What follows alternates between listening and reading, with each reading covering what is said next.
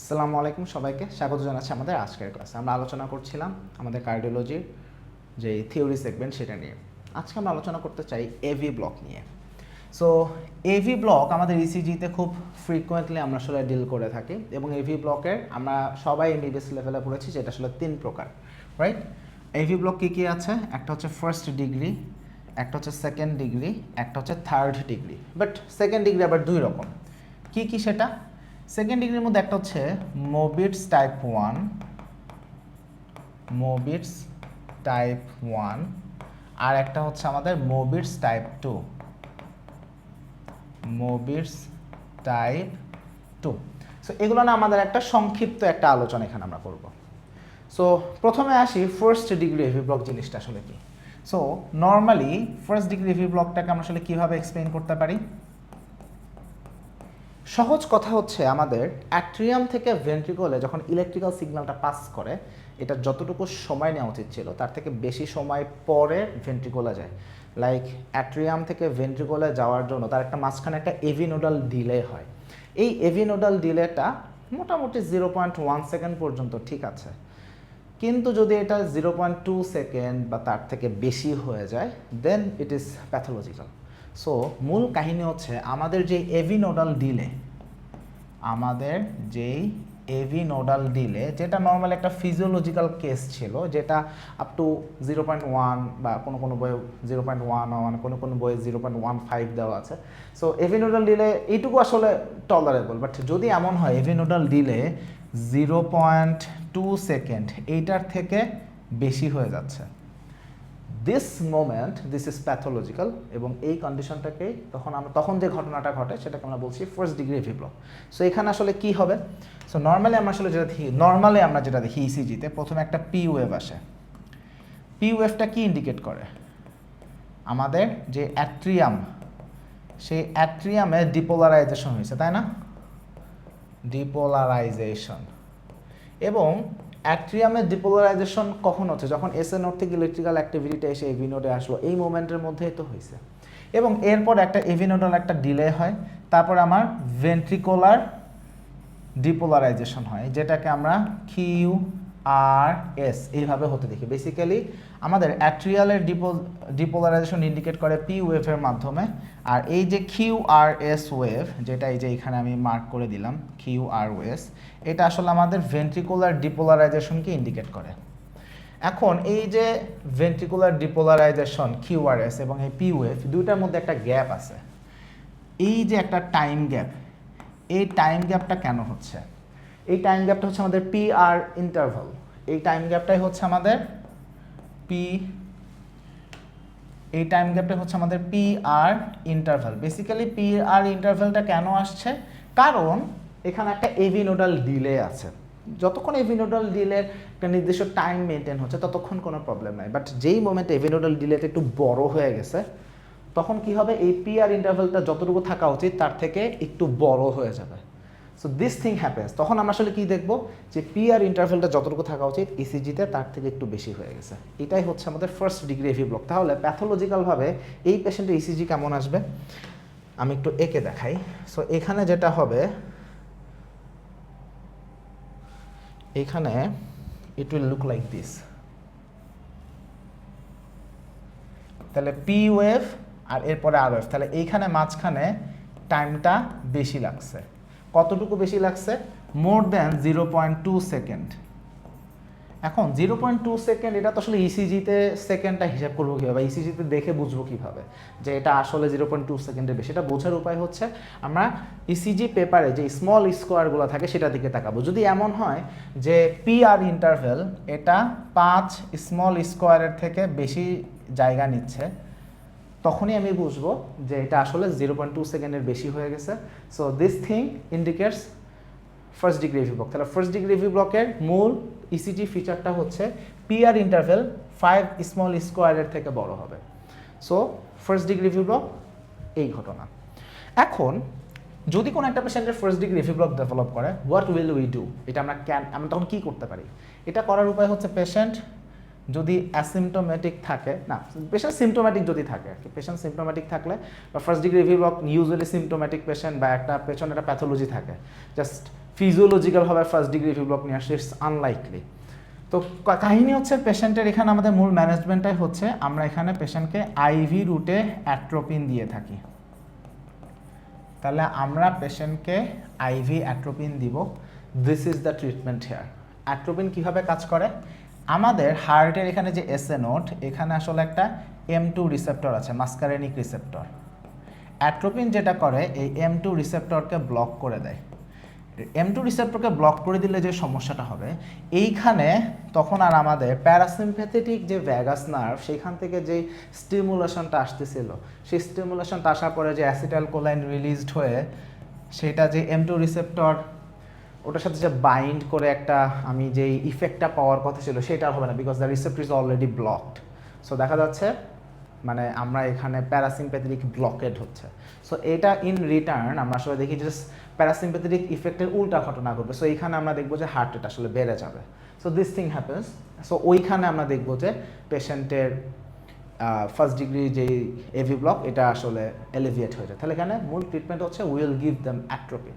So atropine is the main management here, IV রুটে এটা দেওয়া হয়। ওকে, এরপরে আমরা আসি second degree AV block. Second degree AV block, second degree AV ব্লকের একটা মৌলিক কনসেপ্ট আছে। মৌলিক কনসেপ্টটা কি, প্রথমে আমরা সাইনাস রিদম কি এটা বুঝি। What do you mean by sinus rhythm?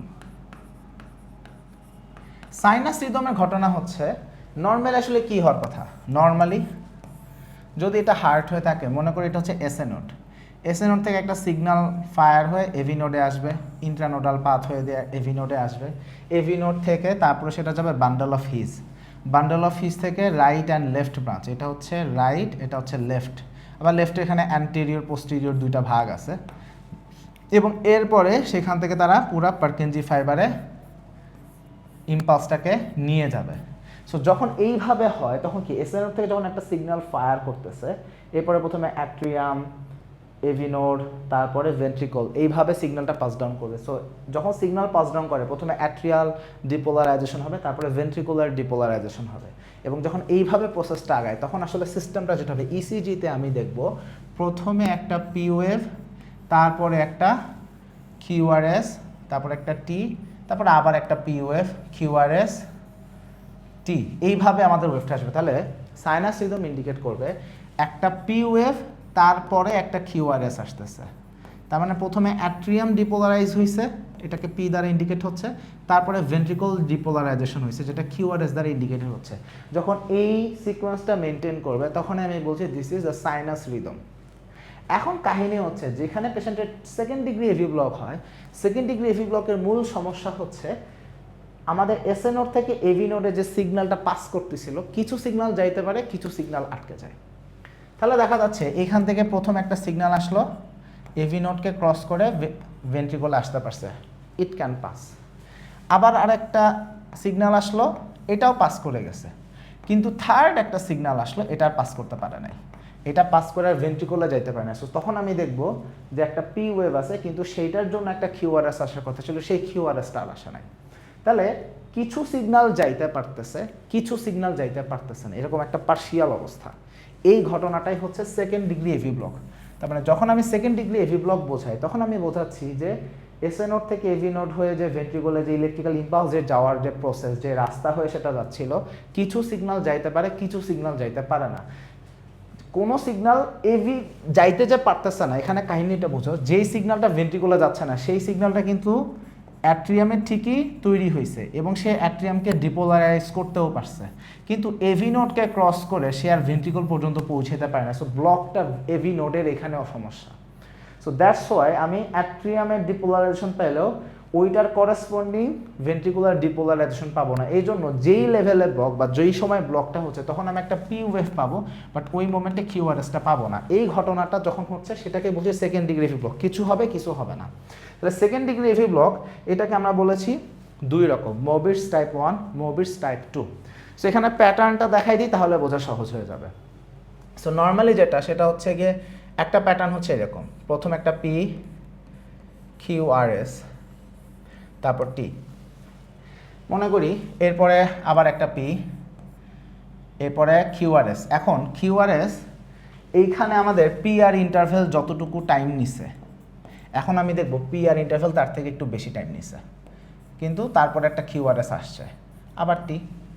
এখন এইখানে PR ইন্টারভ্যাল যতটুকু, এখন PR ইন্টারভ্যাল তার থেকেও বড় হয়ে গেছে, তাহলে এটা P আর একটু বড় আমাদের PR ইন্টারভ্যাল হয়েছে, কিন্তু এরপরও একটা QRS আসছে, এসে একটা T আসছে। তাহলে দেখো এখানে কি হচ্ছে, আমাদের এই যে PR ইন্টারভাল এটা সময়ের সাথে সাথে ডিউরেশন যেন বাড়তেছে, এটা সময়ের সাথে সাথে ডিউরেশন বাড়তেছে, কিন্তু একটা সময় এসে যেটা হয় যে ডিউরেশন বাড়তে বাড়তে একটা সময় এসে একটা বিট মিস হয়ে যায়, মানে অ্যাট্রিয়াম থেকে সে ভেন্ট্রিকুলার সিগন্যালটা পৌঁছাইতে পারে না। সো এখন যেটা হবে, এটা তো T ওয়েভ দেখালাম, এরপরে একটা P ওয়েভ পাবা, এখন আর QRS আসার কথা আর আসতেছে না, বরং এখন কি হবে, QRS তো মিস হয়ে গেছে, সো এরপরে আমার আবার নতুন করে একটা P, এবার একটা QRS। তাহলে এই P ওয়েভের পরে সেকেন্ড এখানে যে একটা QRS থাকার কথা, এখানে যে একটা QRS থাকার কথা, সেই QRSটা মিসিং। কিভাবে মিসিং হয়েছে, PR বাড়তেছে বাড়তেছে বাড়তেছে, মিস হয়ে গেছে। এইটাই হচ্ছে আমাদের মোবিটস টাইপ 1। তাহলে এই মোবিটস টাইপ 1, মোবিটস টাইপ 1, এবং এটার মূল বৈশিষ্ট্য কি, PR ওয়েভ যেটা সেটা আসলে কনস্ট্যান্ট না, বরং সেটা ভ্যারিয়েবল, এবং সেটা আস্তে আস্তে এভাবে বাড়তেছে বাড়তেছে বাড়তেছে, মিসড মানে এরপর যে QRSটা ড্রপ করে গেছে। So this is second degree AV block, Mobitz type 1। এটার ট্রিটমেন্ট কি, এটার ট্রিটমেন্ট হচ্ছে অ্যাট্রোপিন। আমরা সাধারণত অ্যাট্রোপিনকে IV রুটে দিয়ে থাকি। ওকে, সো অ্যাট্রোপিন দিব, প্রবলেম সলভড। তাহলে what about the Mobitz type 2? Mobitz type 2 এর ঘটনা হচ্ছে PR ইন্টারভ্যাল এটা ফিক্সড, এটা constant.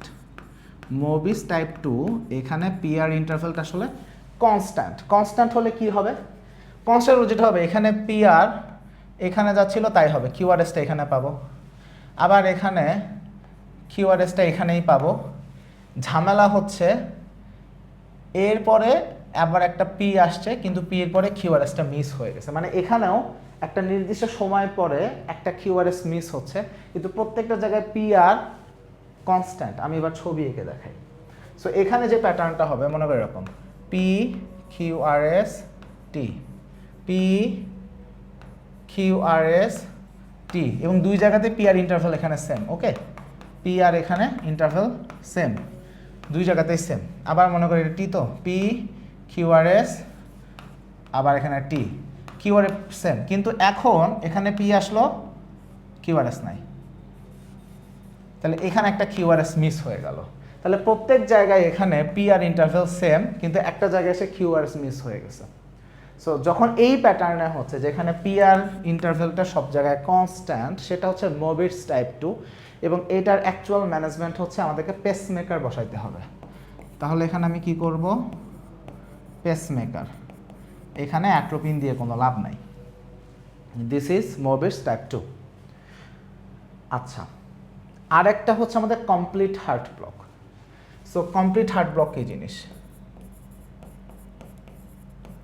Complete heart block. Complete heart ব্লকের মূল কথা হচ্ছে SA নোড থেকে যে সিগন্যালটা ফায়ার হচ্ছে বা যে ইলেকট্রিক্যাল অ্যাক্টিভিটিটা আসলে প্রোপাগেটেড হচ্ছে, সেটা AV নোডকে কোনোভাবেই ক্রস করতে পারছে না। তাহলে সেইটা AV নোডকে কোনোভাবেই ক্রস করতে পারছে না। তাহলে আমাদের এটা যদি হার্ট হয়ে থাকে, তাহলে এখানে নর্মালি আসলে কি মন হওয়া কথা ছিল, এখানে একটা SA নোড, এখানে একটা AV নোড, ইন্ট্রানোডাল পাথ হয়ে এসে ইলেকট্রিক্যাল সিগন্যালটা এখানে আসছিল। নর্মালি কি হচ্ছিল, এরপরে bundle of his, right and left branch, এটা আবার অ্যান্টিরিয়র পোস্টেরিয়র ভাগ আছে, তারপরে আবার আমার পার্কিনজি ফাইবার আছে। সো নর্মালি তো এইভাবে তো এটাকে আসলে আসার কথা ছিল, কিন্তু কাহিনী যেটা হচ্ছে এই লেভেলটাকে আর ক্রস করা যাচ্ছে না। তাহলে কি হচ্ছে, SA নোড থেকে যে সিগন্যালটা তৈরি হচ্ছে সেটা AV নোডকে ক্রস করে ভেন্ট্রিকুলে যাইতে পারতেছে না, সহজ কথা। সেইটা তাহলে ভেন্ট্রিকল পর্যন্ত পৌঁছাচ্ছে না, সেটা অ্যাট্রিয়ামের মধ্যেই সীমাবদ্ধ। তাহলে SA নোড থেকে যেই ইলেকট্রিক্যাল অ্যাক্টিভিটিটা আসতেছে, যে ডিপোলারাইজেশন হচ্ছে, ওটার জন্য শুধু এটাই অ্যাট্রিয়ামে কন্ট্রাক্টেড হয়। তাহলে ভেন্ট্রিকল ওই সিগন্যালটা আর পাচ্ছে না। এখন এরকম কন্ডিশন যেখানে ভেন্ট্রিকল উপর থেকে ইলেকট্রিক্যাল অ্যাক্টিভিটি আসছে না, ভেন্ট্রিকল তো ব্লাড পাম্প করে তো বডিরে বাঁচায় রাখতে হবে। সো সেইখানে দেখা যাচ্ছে ওই মোমেন্টে আমাদের ভেন্ট্রিকল নিচ থেকে একটা পেসমেকারের মতো ফাংশন শুরু করে এবং তখন ভেন্ট্রিকল নিজের নিজস্ব পেসমেকিং ক্যাপাসিটি দিয়ে সে পাম্পিংটা ধরে রাখার চেষ্টা করে। সো তখন ও নিচ থেকে ডিপোলারাইজ হতে থাকে। তাহলে এখন যেটা হবে, অ্যাট্রিয়াম এইটা যে ডিপোলারাইজেশন হচ্ছিল সেটা এসএ নোড থেকে যেই ফায়ারিংটা হচ্ছে সেইটা দ্বারা এটা কন্ট্রোলড।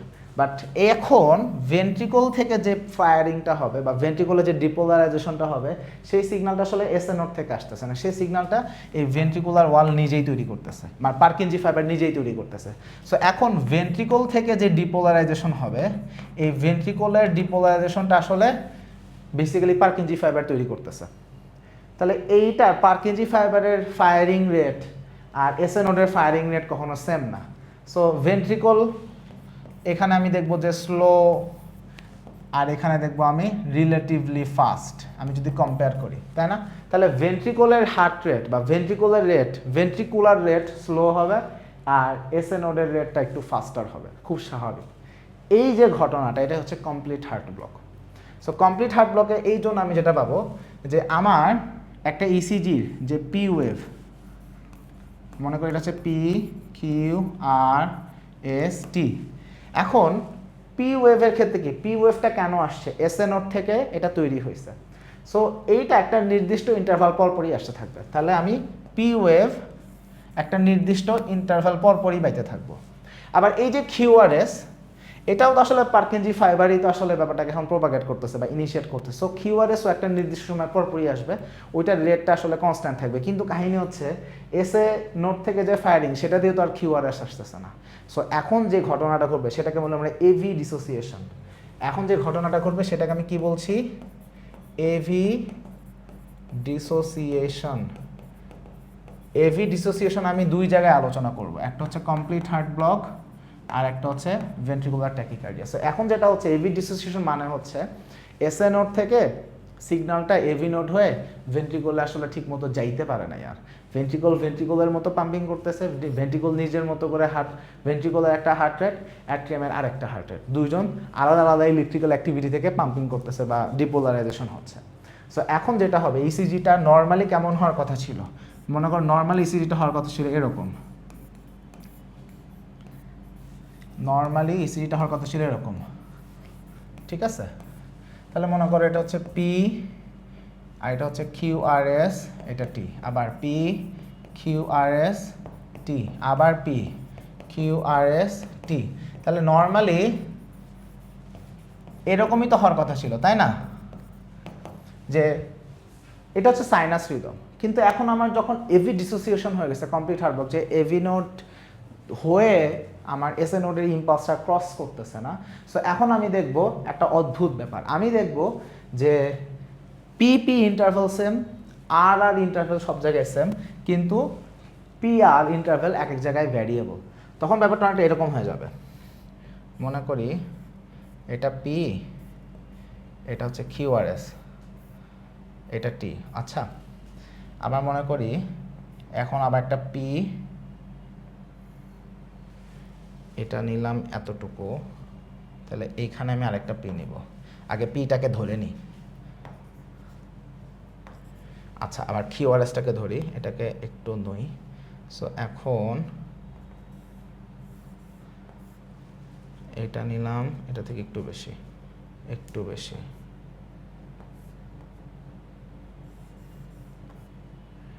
আবার এইখান থেকে একটু বেশি। আচ্ছা, সো এইভাবে আগাইতে থাকবে। তাহলে এখন দেখো আমার এখানে পি কিউ আর এস, এবার একটা টি, আবার এখানে দেখো পি, এখানে দেখো কিউ আর এস, আচ্ছা এইখানে মনে করো টি, আবার মনে করো যে এখানে পি কিউ আর এস, এখানে টি, আর মনে করো যে এইখানে আসছে পি। সো এখন এখানে যে ঘটনাটা ঘটছে, পিপি পিপি পিপি, এই পিপি ইন্টারভ্যাল সব জায়গায় সেম। আবার তুমি যদি আর আর ইন্টারভ্যাল দেখো, আর আর আর আর আর আর আর আর ইন্টারভেলও সব জায়গায় সেম, কিন্তু একটা পি ওয়েভ তারপরে কিউআরএস এইভাবে যে সিস্টেমটা হওয়ার কথা ছিল সেটা আসলে ঠিক মতো আর হচ্ছে না, বরং এটা আসলে উল্টাপাল্টা হয়ে গেছে। মূল কথা হচ্ছে একটা পি তারপরে কিউআরএস তারপর টি, পি কিউআরএস টি, পি কিউআরএস টি, এই যে একটা সাইক্লিক্যাল ম্যানার আসার কথা এই ম্যানারটা আর হচ্ছে না, বরং কি হচ্ছে যে অ্যাট্রিয়াম নির্দিষ্ট রেট মানতেছে, ভেন্ট্রিকল নির্দিষ্ট রেট মানতেছে, কিন্তু পি আরটা ভ্যারিয়েবল হয়ে গেছে। যেমন এইখানে পি আরটা এইটুকু, এইখানে পি আরটা আরেকটু বড়, এখানে পি আর আমাদের আরও বড়, ছবিটা এখানে। সো এটা ভ্যারিয়েবল হয়ে যাবে, বা এমনও হইতে পারে যে দুই এর মনে করে যে এটা কিউআরএস এটা কিউআরএস এর মধ্যে দুইটা পি চলে আসছে, এরকম পি চলে আসে। সো এভি ডিসোসিয়েশন আমরা আসলে পাবো। সো এই ধরনের কন্ডিশনটা যেখানে হচ্ছে সেটা হচ্ছে আমাদের থার্ড ডিগ্রি এভি ব্লক, বা থার্ড ডিগ্রি ব্লক বোঝার সবচেয়ে সহজ উপায়টা কি, আমি দেখব পি পি ইন্টারভেল ফিক্সড বা কনস্ট্যান্ট, আর আর ইন্টারভেল এই দুইটা কনস্ট্যান্ট, কিন্তু পি আর ইন্টারভেল এইটা আমি দেখব ভ্যারিয়েবল, এইটা হয়ে যাবে ভ্যারিয়েবল। এইটা হচ্ছে আমাদের complete heart block. So complete heart block যখন হচ্ছে সেইটার ম্যানেজমেন্ট কী হবে? প্রথম কথা হচ্ছে কমপ্লিট হার্ট ব্লকে অ্যাট্রোপিন বেসিক্যালি দেওয়া হয় না, বেসিক্যালি এখানে পেসমেকার বসাতে হয়। কিন্তু যদি কোনো পেশেন্টের এমআই ডেভেলপ করে, বিশেষ করে ইনফেরিয়র এমআই, সেখান থেকে দেখা যাচ্ছে পেশেন্টের ইনিশিয়াল প্রেজেন্টেশনে কমপ্লিট হার্ট ব্লক থাকতে পারে। সো এই ধরনের পেশেন্টের ক্ষেত্রে আমরা তখন অ্যাট্রোপিন দিই। ইনিশিয়ালি অ্যাট্রোপিন দেওয়া হয়, যে দেখা হয় যে পেশেন্টের ইমপ্রুভমেন্ট হচ্ছে কিনা, একদিন দুই দিনের মধ্যে সাধারণত ইমপ্রুভমেন্ট আমরা এক্সপেক্ট করি। যদি এরপর ইমপ্রুভমেন্ট না হয় তখন পেসমেকারের কথা চিন্তা করা হয়। আচ্ছা, আরেকটা জায়গাতেও কমপ্লিট হার্ট ব্লক পাওয়া হয় যেখানে পেসমেকার ছাড়াই কাজ হয়ে যায়, সেটা হচ্ছে অনেক পেশেন্টের ক্ষেত্রে আমরা দেখি তাদের হাইপার ক্যালেমিয়া ডেভেলপ করে, এবং দেখা যাচ্ছে যে বেসিক্যালি তার হয়তো বা আগে থেকে সিকিডি ছিল।